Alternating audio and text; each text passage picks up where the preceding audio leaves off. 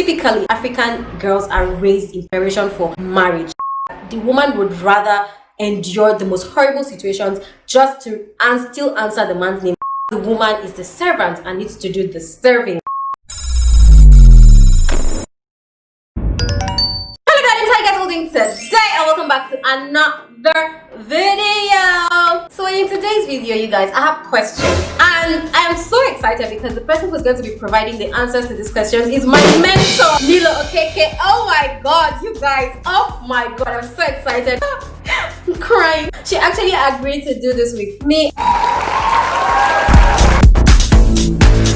To me, she's the queen of Nigerian YouTube. I said what I said. I love her. Like, she's so hardworking. Like, you need to give her an A for effort, A for hard work, A for motivating other people. And it's a very sensitive topic that I feel like affects everybody in all spectrums of life. You've either witnessed it happening in your home, or especially if you're African, or you've seen it happening in other people's homes, or you're going through it, like that is your current reality. The topic for today is gender roles are for lazy men, gender roles are for weak men. I have questions concerning gender roles in relationships and marriage. I've had this argument, in fact it was so heated with my boyfriend. This argument lasted us 3 weeks because we had completely diverse opinions on the conversation and on the issue. So I reached out to my mentor. I asked her if she's willing to provide answers to these questions, and she was very willing to do that. So you guys, please run to my mentor's channel and subscribe, click the bell button, because she's going to be dropping the answers to the questions I'm asking here. It's a conversation everybody is going to learn from. Also, if you feel like you have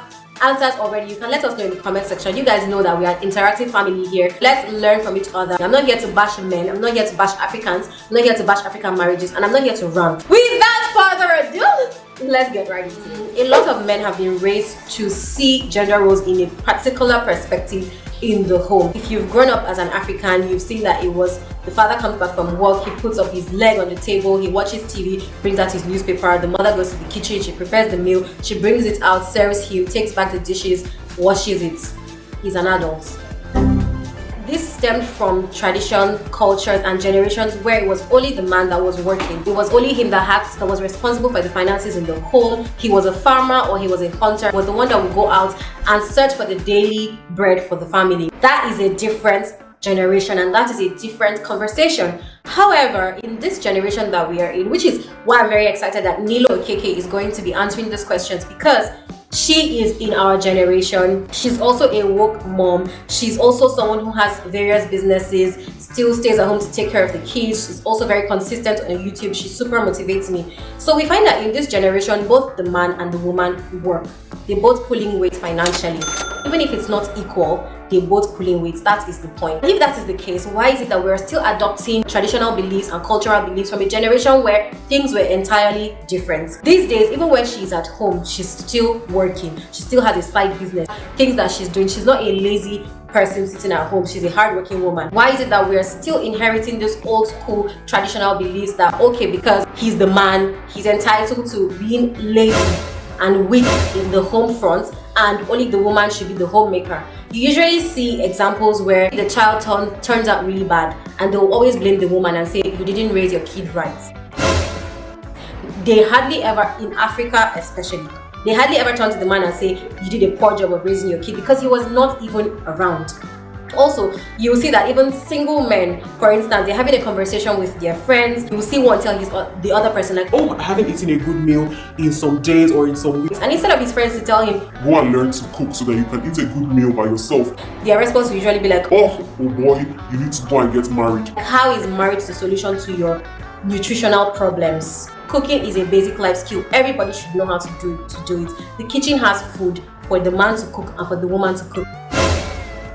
It's not only for one party to go and slave away in the kitchen. She also likes to sit down and read the newspaper, watch the TV, and wait for food to be served to her.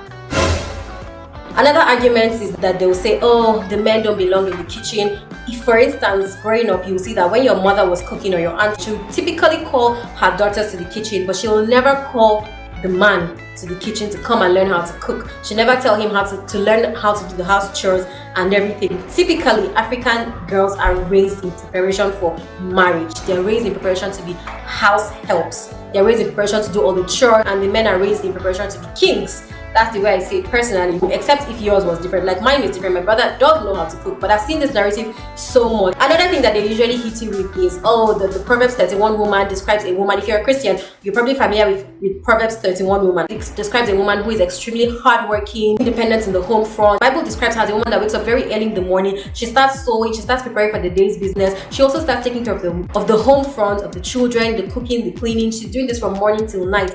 Meanwhile, it describes the man in that same chapter as he's just sitting down at the gates with his friends. They always hit you with the Proverbs 31 woman, and they always hit you with the woman should submit. There is no Proverbs 31 man, so how do I know what he's supposed to be doing? And in my personal opinion, if he's the head of the home, he's supposed to be doing more than what the woman is doing, if we're going by that. That aside.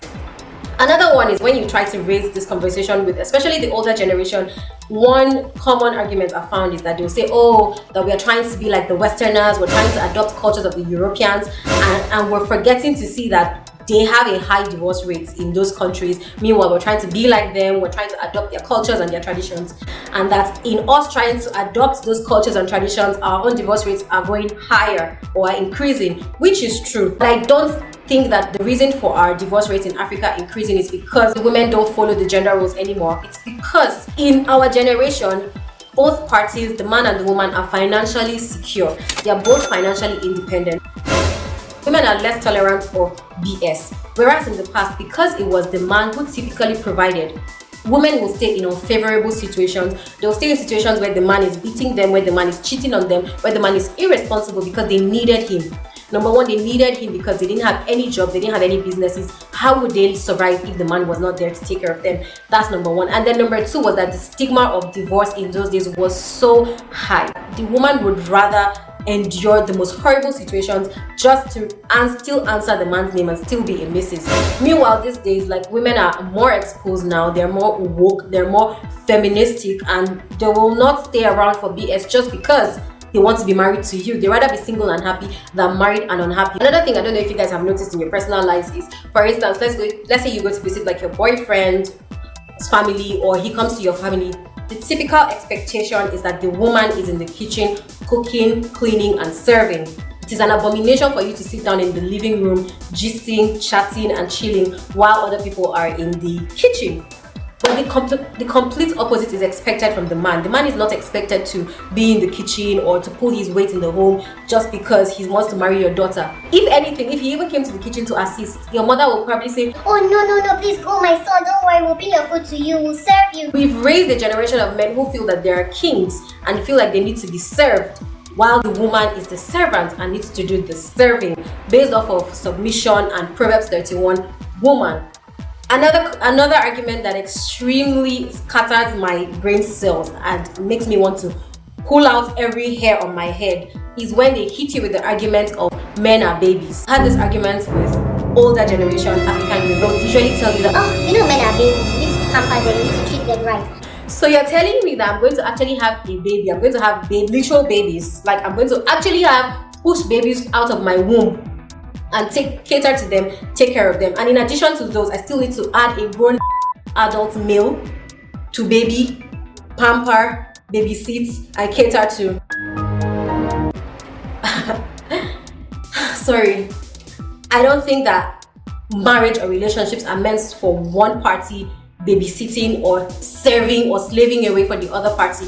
You're an adult, you live in the house as well. The man would leave his dirty boxers, his dirty underwear. He would never make the bed when he stands up from the bed. He will never lift a broom to sweep. He will never assist in the kitchen. He will never do any of the domestic chores, because he has a wife. She does everything, down to washing the boxers he wears, down to washing his lingerie, because men are babies.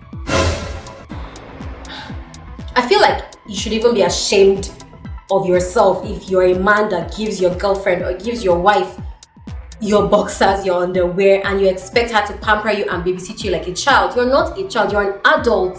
Like, who babysits a grown adult? So for me, that just puts me in the place where I see marriage as something where, like, you're single, I'm single now, living my best life, living my baby girl life, and everything, and then because I'm married, suddenly my responsibilities not just double or triple. It's normal for them to double because you're now with someone else, so it's okay.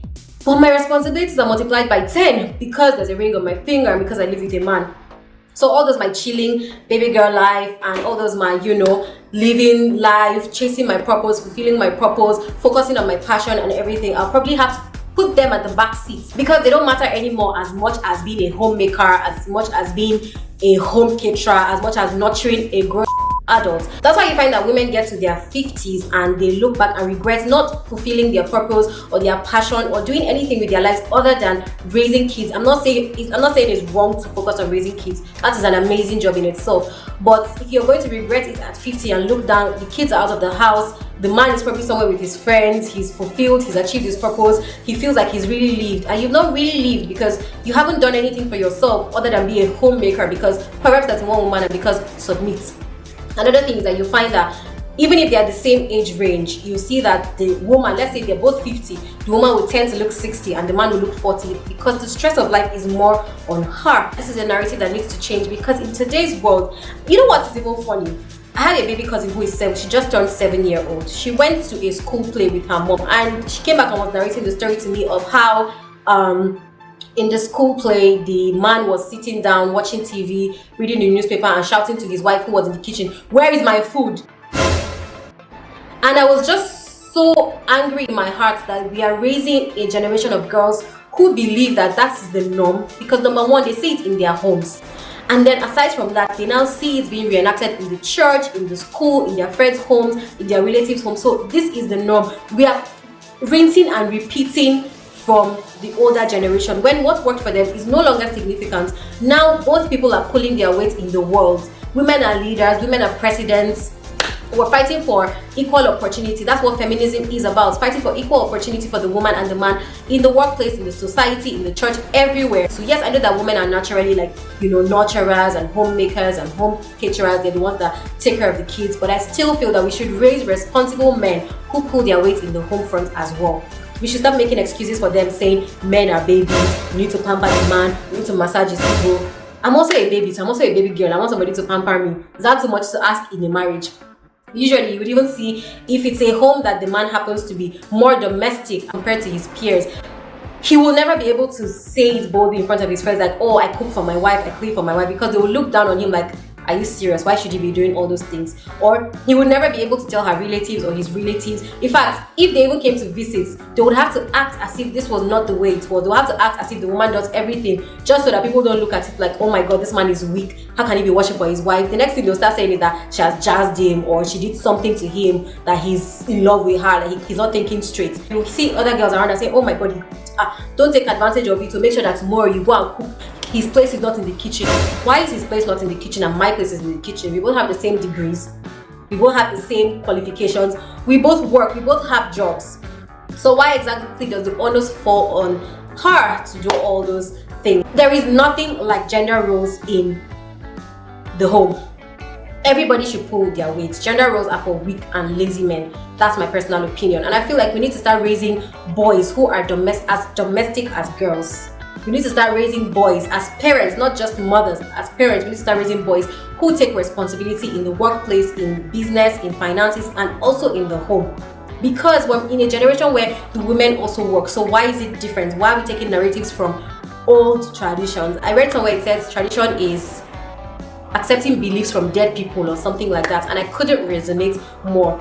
And I feel like when men are arguing with you in favor of the woman being the more domestic one, it's because they are looking for an excuse to be lazy. They don't want to take responsibility in their own home, so they always say like, "Oh yeah, but it's the woman's job," because they don't want to do it. They know that it's a hard job, and they know that it's a job that should typically be shared. Okay, I'm getting very emotional about this topic now. I've been trying to control myself. Okay. So yeah, those are my questions. Those are my thoughts on the conversation.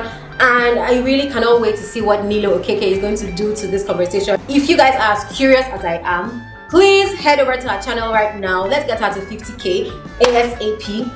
Let's hear what she has to say. Let's subscribe, click the bell button, like the video, do all of that jazzy stuff. If you also have opinions on this conversation, it could be in alliance with me or it could be an opposing opinion. You guys know that on this channel we're already a family.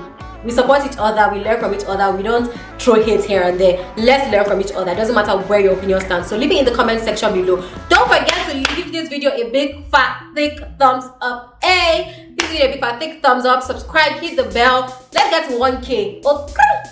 Love you guys, and I'll see you in my next video. Bye.